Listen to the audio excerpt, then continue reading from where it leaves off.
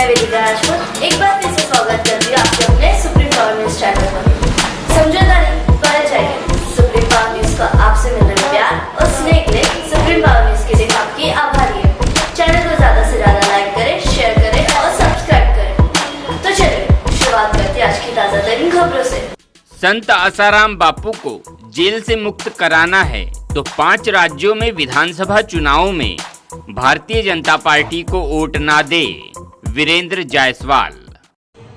जय श्री राम, जय भीम।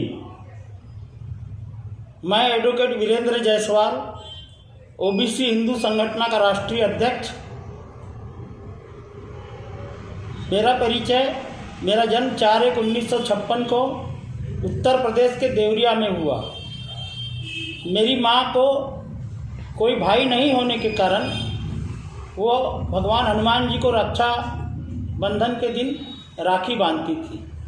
उस रिश्ते से मैं हनुमान जी को अपना मामा श्री समझता हूँ, मानता हूँ और उन्हीं के आदेश पर और उन्हीं के निर्देश पर ओबीसी हिंदू संगठन के माध्यम से पूरे भारत देश में ओबीसी हिंदुओं के न्याय की लड़ाई लड़ रहा हूँ। साथियों,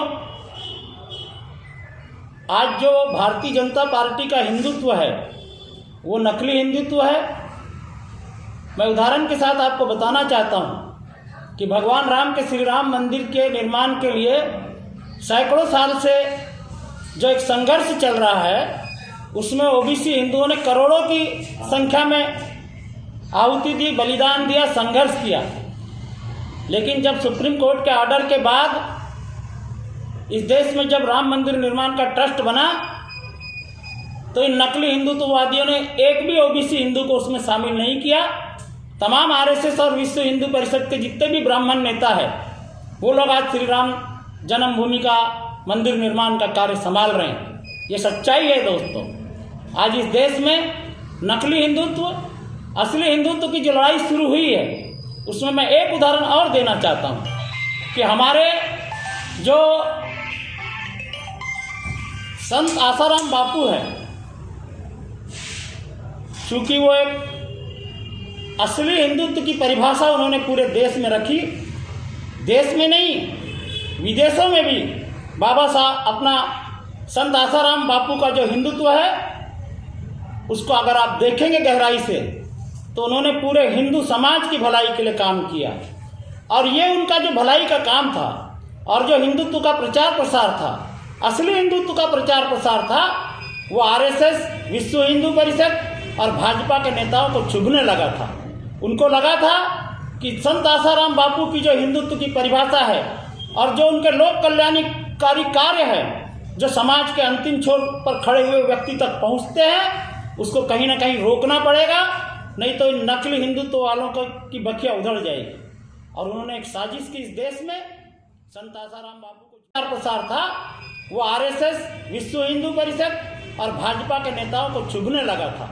उनको लगा था कि संत आसाराम बापू की जो हिंदुत्व की परिभाषा है और जो उनके लोक कल्याणकारी कार्य है जो समाज के अंतिम छोर पर खड़े हुए व्यक्ति तक पहुंचते हैं, उसको कहीं ना कहीं रोकना पड़ेगा, नहीं तो इन नकली हिंदुत्व वालों की बखिया उधड़ जाएगी। और उन्होंने एक साजिश की इस देश में। संत आसाराम बापू को झूठे केस में फंसाया। तमाम भारतीय जनता पार्टी के बड़े नेता, चाहे प्रधानमंत्री हो, अमित शाह हो, शिवराज सिंह चौहान हो, ऐसे तमाम लोगों ने मिल करके एक साजिश के तहत संत आसाराम बापू को आज जेल के पीछे भिजवा दिया है। ये बात पूरी दुनिया जानती है, पूरा भारत देश जानता है, लेकिन सामने आने की औकात किसी की नहीं है।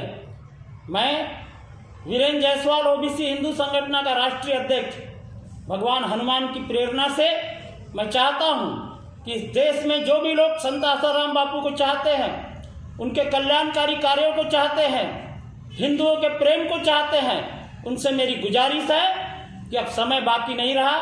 तमाम लड़ाइयाँ खत्म हो गई, तमाम लड़ाइयाँ समाप्त हो गई, कोई परिणाम नहीं निकला। इसलिए अब संत आसाराम बापू जी को जेल से बाहर निकालने के लिए संविधान अधिकार के तहत, संवैधानिक अधिकार के तहत बाबा को बाहर निकालने के लिए हमको सड़कों पर आना जरूरी हो गया है। मैं चाहता हूं कि मैं इसकी शुरुआत गोंदिया महाराष्ट्र से करने जा रहा हूं। मैं चाहता हूं कि पूरे भारत देश के ओबीसी हिंदू अपने निर्दोष संत आसाराम बापू को जेल से बाहर निकालने के लिए अब इस देश के राष्ट्रपति से अपील करें कि उन्हें कम से कम पैरोल पर ही सही, लेकिन एक बार उस जेल से मुक्ति दिलाई जाए। और इसके लिए बहुत शीघ्र ही हम गोंदिया शहर से, भंडारा जिले से, महाराष्ट्र से एक पूरी यात्रा निकाल करके, संघर्ष यात्रा निकाल करके राष्ट्रपति के पास पहुंचेंगे, उन्हें ज्ञापन देंगे, उनसे मांग करेंगे कि जब वो राष्ट्रपति को इतने अधिकार है इस भारत देश में कि फांसी मिले हुए व्यक्ति को भी दया याचिका के अंतर्गत छोड़ा जा सकता है, तो हमारे इस 85 वर्षीय संत जो हिंदुत्व के लिए पूरा जीवन उन्होंने अपना अर्पित कर दिया, उस संत को बाहर निकालने के लिए क्या राष्ट्रपति की एक कलम काफी नहीं है? लेकिन हमें इसके लिए आवाज उठानी पड़ेगी और इस आवाज की शुरुआत हम गोंदिया से करना चाहते हैं। मैं तमाम हिंदुस्तान के तमाम ओबीसी हिंदुओं से अपील करता हूं कि हमारे इस अभियान में, हमारे इस संघर्ष अभियान में, बापू को बाहर निकालने के अभियान में सब लोग सड़कों पर निकले, अपनी आवाज बुलंद करें। इसी के माध्यम से संत आसाराम बापू चाहने वालों से, मानने वालों से मेरा विनम्र निवेदन है कि आने वाले जो 5 राज्यों के विधानसभा चुनाव है उसमें भारतीय जनता पार्टी को अपना वोट ना दें।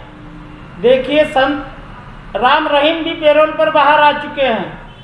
संत आसाराम बापू को यदि आप जेल से मुक्त कराना चाहते हो तो सभी से मेरा विनम्र निवेदन है कि एक बार संत आसाराम बापू के जो करोड़ों चाहने वाले इन 5 राज्यों में है, उनसे हाथ जोड़ के निवेदन है कि एक बार अपनी राजनीतिक ताकत का प्रदर्शन करें और भारतीय जनता पार्टी के उम्मीदवारों को वोट ना दें और संत आसाराम बापू को शीघ्र से शीघ्र, कम से कम पैरोल पर ही सही, जेल से मुक्त कराने में अपना अमूल्य योगदान